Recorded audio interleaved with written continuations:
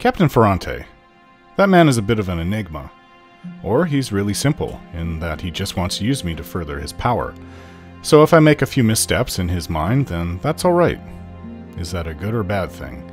I actually couldn't say. It's nice to have someone in charge who tolerates things going wrong. I'd imagine an evil, wicked person not accepting any mistakes. Well, I guess it all depends on what kind of personality that evil, wicked person has. No, I could never side with the Crookspur slavers. Terrible, terrible people.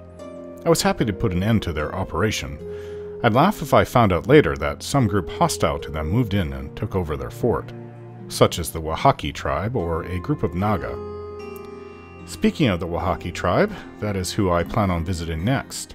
There is this cartographer charting job that we are to perform out in the Midwest of the Deadfire. Perhaps we can accomplish both. For one, I've noticed that the major islands are what Sansa, the cartographer, is looking for. He would not only like an accurate representation of where and the shape of the islands, but also he seems to want us to leave the ship and explore them, even naming them whatever I want them to be, which is fine by me. It would be funny to come back in 500 years and see the names of these islands still being used, the very names that I gave them. So off we go now, into the far reaches of the Deadfire, looking for islands and making our way towards the hostile Wana tribe that is known for killing outsiders. Ha! My life is an adventure, isn't it?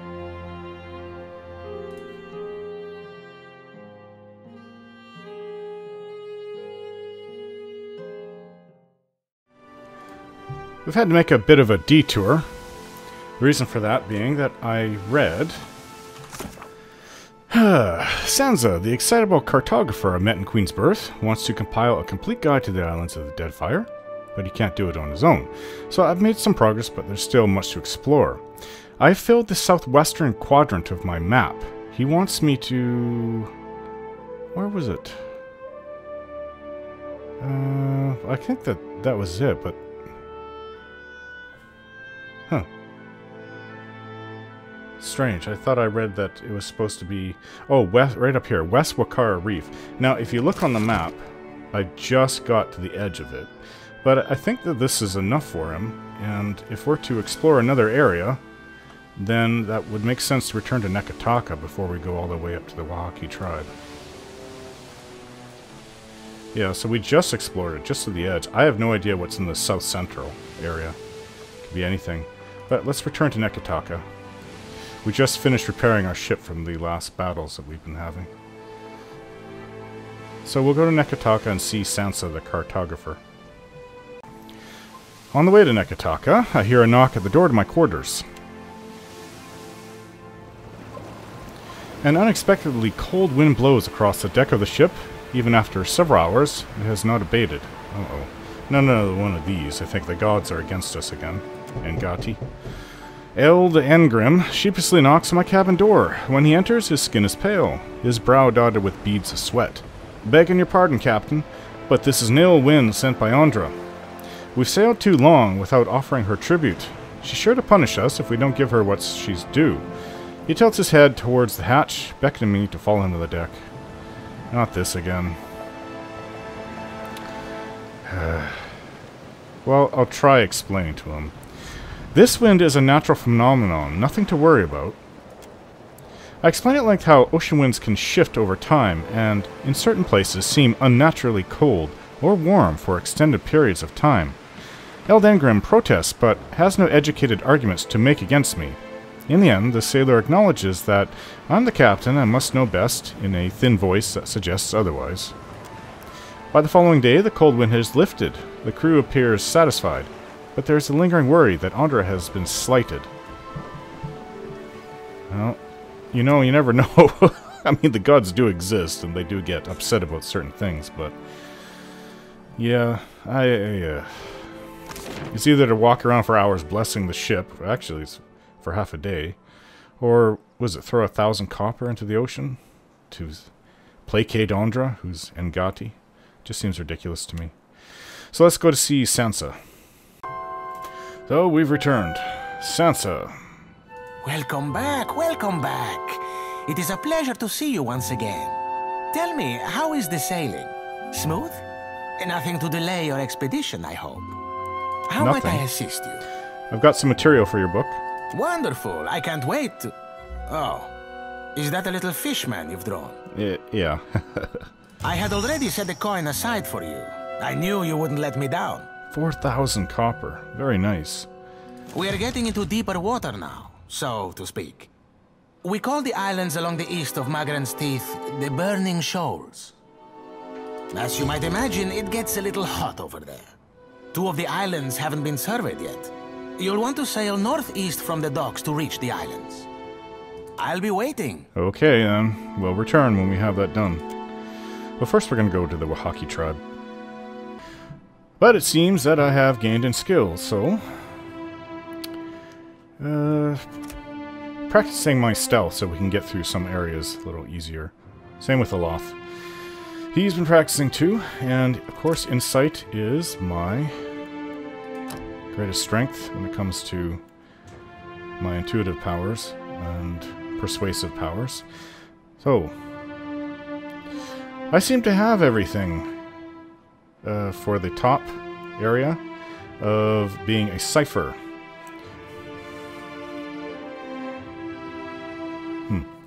Okay, so let's look at what I don't have then. Ah, detonate. Splinters the target's soul with sheer force, inflicting raw damage to them. Near-death targets explode, causing crush damage to all in the area of effect. Now that sounds pretty fantastic. Go with that.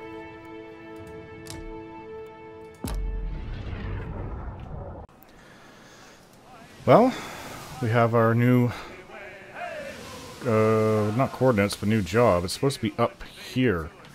It says east of Andra's Mortar. The Burning Shoals.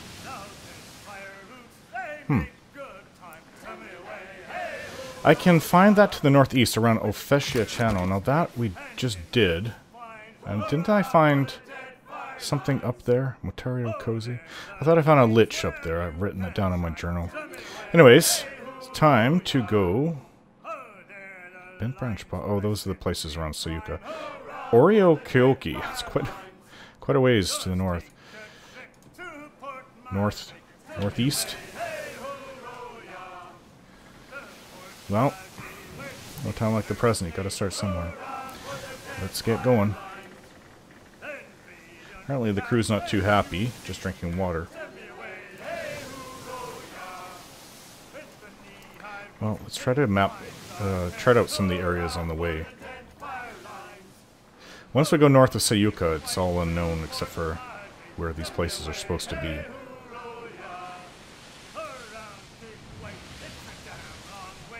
And here we are, north of Sayuka. Several days travel to the north-northeast.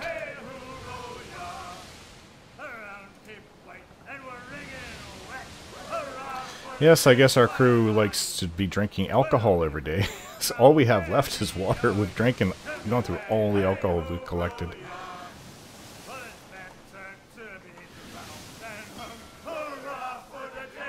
Okay, so with us we have Tekēhu and another Hwana, but oh sorry, she's not Hwana, Mairo, she's Rawatai. It's a difference only in culture. We encountered another ship at sea. I am rounding a rocky islet when we see a ship drifting on the horizon, its sail luffing in the breeze. A rough symbol has been painted onto it. Pull up my spyglass and peer at the symbol. It's crudely drawn, but it looks like it could be a war club or a sword or a key. Other than the flapping sail and swaying lines, I don't notice any movement. But I do spot one body slumped against the gunwale, and another splayed over the wheel, and an arrow buried in the mast. Aloth appears at my side and looks as well, so I figured he would be interested in this. He's looking for the leaden key. That symbol, it looks like a variant of the leaden key's insignia. Aloth lowers the spyglass. Let's investigate. My thoughts precisely, Aloth says.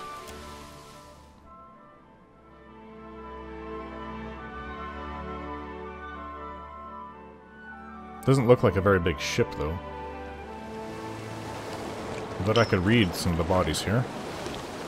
The souls left from them anyways. Well, I'm not about to turn away equipment and loot, especially when we just spent so much of our copper. Olaf looks at me with a smile that suggests the two of us are on a marvelous secret. For the first time in a long while, I feel truly confident in where I'm going. What I'm doing. With you, I mean.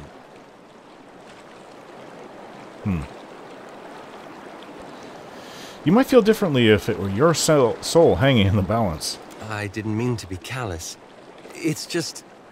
He squeezes his face into a frown, as if trying to wring the words loose.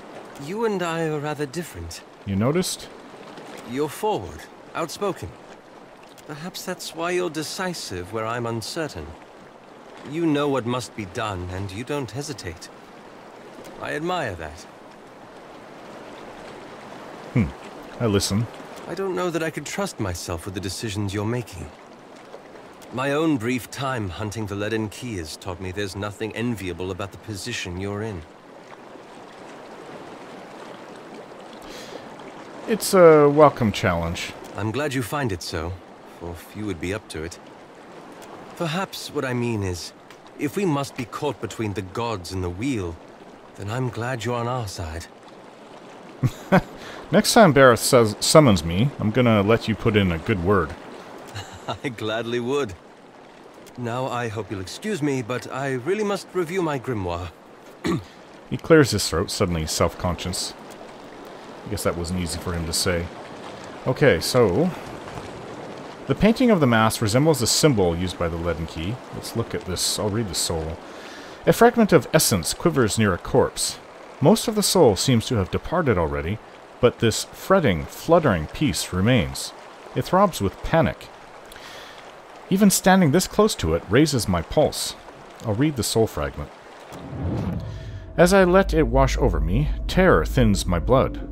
My heartbeat becomes the galloping of hoofs. I fight to keep myself from vomiting with fear, if only to avoid the noise. This was supposed to be a quick trade run, up to Nekataka and out in a few days. But I got lost in that fog, and the next thing I knew, arrows were flying through it. So I hid here, between some of the crates, where it's dark, where the screams on deck are just a little quieter. I'd thought pirates were the greatest danger for merchant ships like this one, but the shrieking warriors butchering my crewmates don't seem like pirates. One of them is up in the rigging, painting some kind of symbol on the sails. Light spills into my hiding place. An Amuwa warrior, one of the Awana, I think, stands over me. Foreigners shall corrupt our lands no more. I'm looking up, toward the glare and the Amuwa silhouetted against it, when pain lances through the base of my skull. And that was that. Yes, the Wahaki Tribe. Well, we are close to it, actually. We are just within less than a day's travel. So, they have ships that come out to the oceans, just strange. Little ships, but I've seen Huana ships all over the Deadfire. I just didn't think that they would be going around killing people in them. There's got to be some clue. If it's a Leaden Key, there's got to be something here.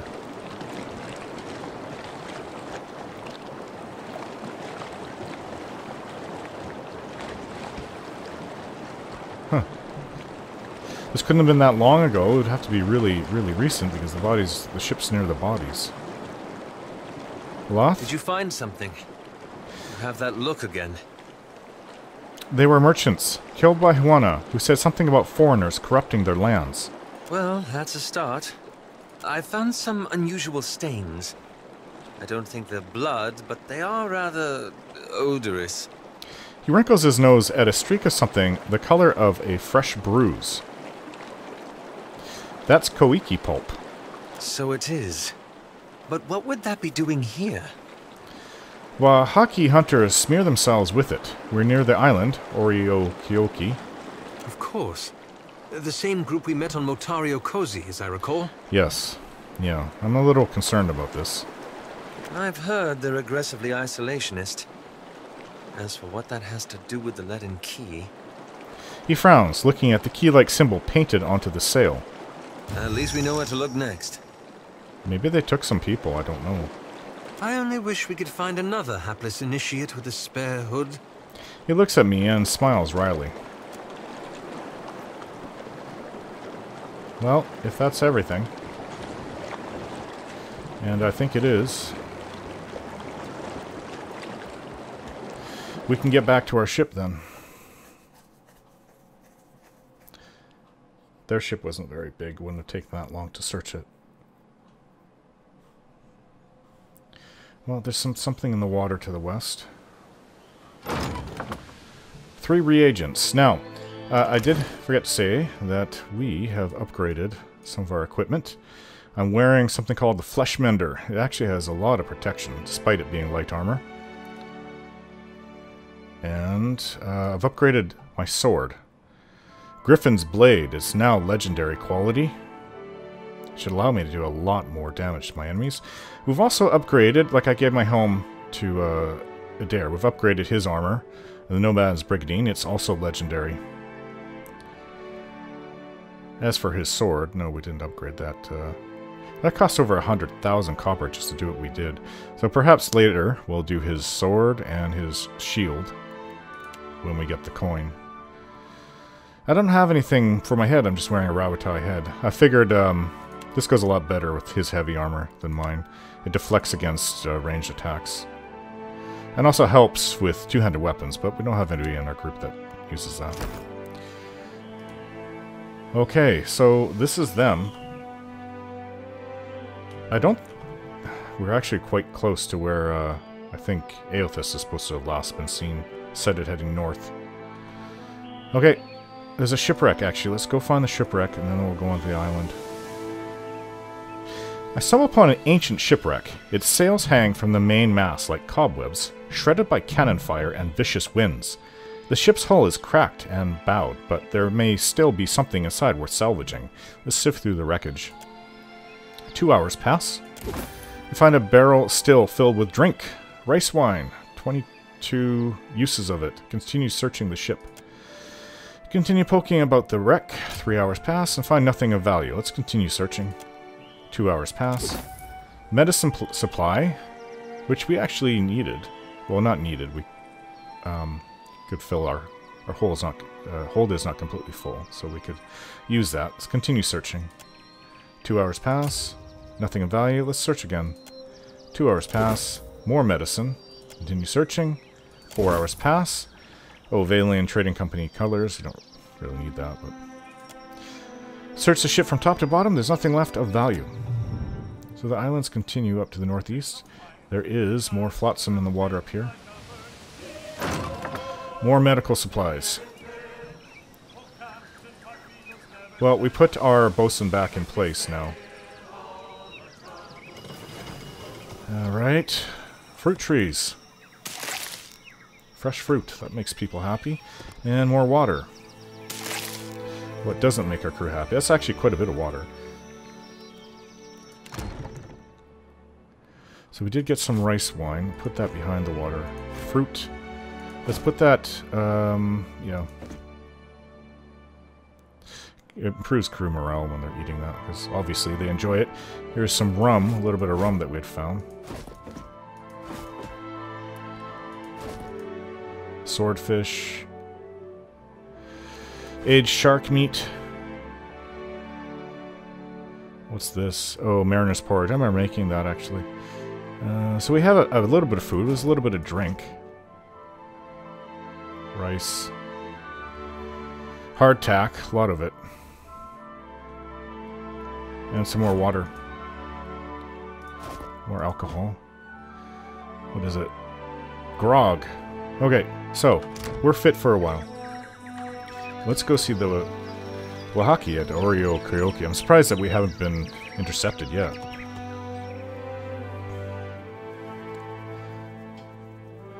Maybe they're comfortable on their island. They have a reputation. Maybe they have ships going around, killing everybody, and they didn't think or care if other people show up. Yes, everyone on their best behavior. We have to go try to speak to the Wahaki chieftain. Not my first visit to Koīki. Tekēhu, hopefully not my last. Well, you've been here before. This is the first time I've heard of it. Okay, well, you can help. The painting on the post resembles the symbol used by the leaden key. Huh. We really should get Aloth then. I didn't realize... Like, I thought that they had taken somebody. Who would we... I guess Mairua can go. We need Tekēhu. Okay, so let's back to the ship. Let's get Aloth, and then go back to Koīki.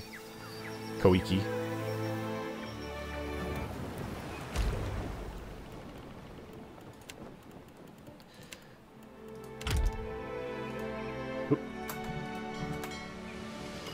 No, we are back on the island. It's taken us a day to correct this mistake. I thought that maybe they just had killed the people on there and that was it. I did think that maybe they had taken some prisoners, possibly, but for them to have the leaden key here means... Why would they brazenly put that on there? It's strange.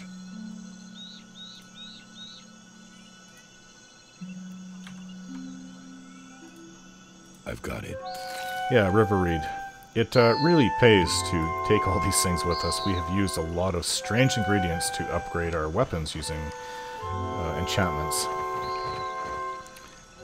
A young woman steps up to the edge of the cliff and peers down, wearing an amused grin. She fingers the curve of a long hunting bow. You keep turning up like a chipped Izada. She nods towards Tekēhu. Something keeps drawing me back to Koīki, I say. Tekēhu winks up at her. Don't let Awata hear you say that. She returns her focus to me with a frown. You went into the jungle for animal hides, I say, and found yourself in an empty clearing. Continue listening. Akira, silence is wise. You turned around and retraced your steps back to your ship, where it was safe. She picks up her hunting bow and knocks an arrow, pointing it in my direction. Look, I just want to talk. Can we talk? Not if you cannot listen. With a sigh, she points the arrow to the ground. If you came to blunt my teeth with chatter, try to keep it short. I bring an offer of alliance from Queen Onakaza II. Her bearing abruptly straightens as she regards me anew, taking me in from head to toe. We remember the old compact with the Neketaka Queen. Do you have her treaty words?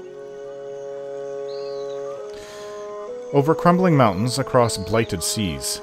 Akira, the Queen must be desperate to send you, I say. Rasare will be expecting you inside. She gestures for one of the cliffside guards to lower the lift. Seeing as you've earned your way up from nuisance to guest, find me if you feel like trading. Capella folds her arms and strolls away from the cliffside. Well, that was a little rough there for a moment, but... oh, I don't want to steal from them. I'm sure they're watching us. What's over here, I wonder, though, before we go up? It is a little late in the day. Okay. Perhaps this is where they come out to sell to a few chosen people that are allowed to come here. More River Reed. Huh. What is this? Well, I was going to say Ancient and Gwithin, but I don't think so. Look. I mean, I could be wrong. Ancient and Gwithin or On it. Ancient Huana. Ratiti root. Fallen fruit infested Koīki. This Koīki fruit looks a day past its prime, but still edible. Holding it to the light reveals a darker truth. The seeds under the skin possess tiny legs, wings, and vicious pincers. The infestation seems dormant for now, but it's anyone's guess what could happen after an incautious bite. Well, we could use this for an ingredient for enchantment, not for eating. Oh, there's something here. I don't think we should go this way, though. This is perhaps a way to go if we couldn't convince her to go up to see them. Rocky outcroppings pepper the face of this cliffside. I can make out the shape of stone ruins situated high above. The terrain offers an abundance of hand and footholds, though the length of the climb alone would exact a heavy toll of effort and strain. Scouting for a secure passage could help to mitigate the risks of a hard climb. Have someone study the cliff. Adair. Adair squints up at the rock face and points at dangers which eluded me until now. I note that a crevasse, which would otherwise have proven a useful foothold on the journey up, is home to a bulbous and pulsating nest of wasps. Higher still, a prominent ledge stands out as an intimidating obstacle. I note no other dangers of significance, so let's leave. As I said, if we couldn't have convinced them, that could possibly be another way to get up and maybe sneak into their camp for whatever reason, but we will not take that route.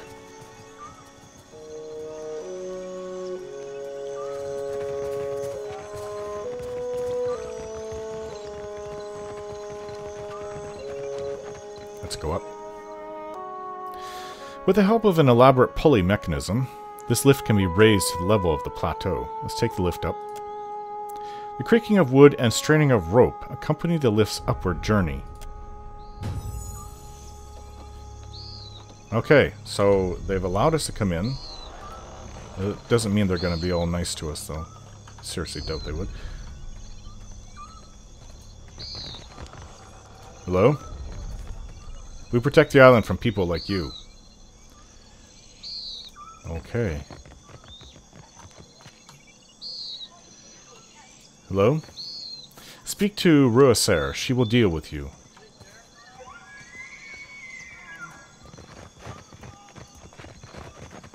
And Gadi's chosen? Curious choice of company. Yeah, they've really arranged themselves with tattoos and other things over their body, from the looks of it anyways. Well, I don't know the village, so...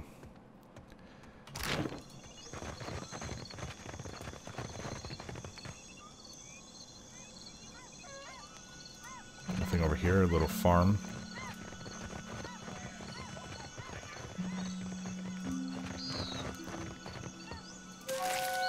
Barras Bell. Okay, were these waiting for us?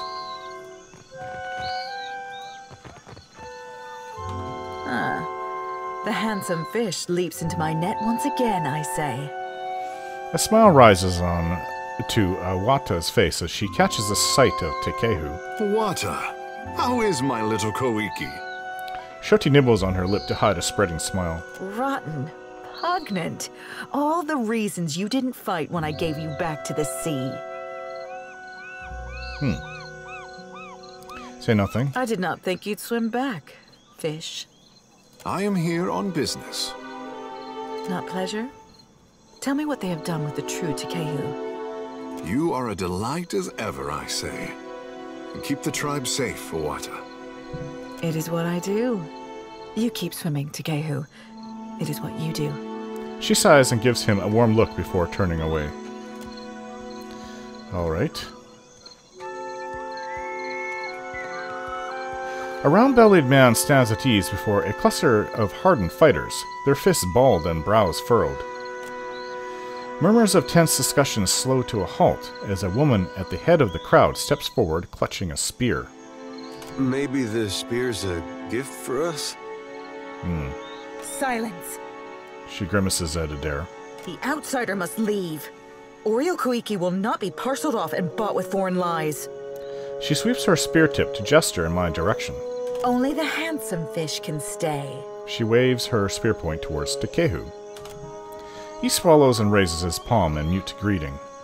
Ruasari would never let that happen. Where is your confidence in our ranga?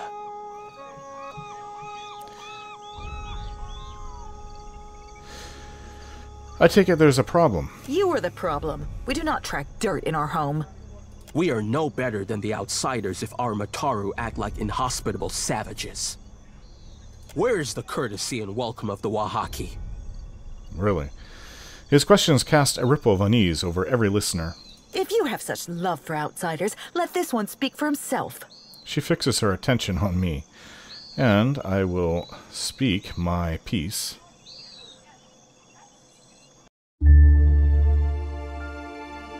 Don't forget to like, share, and subscribe.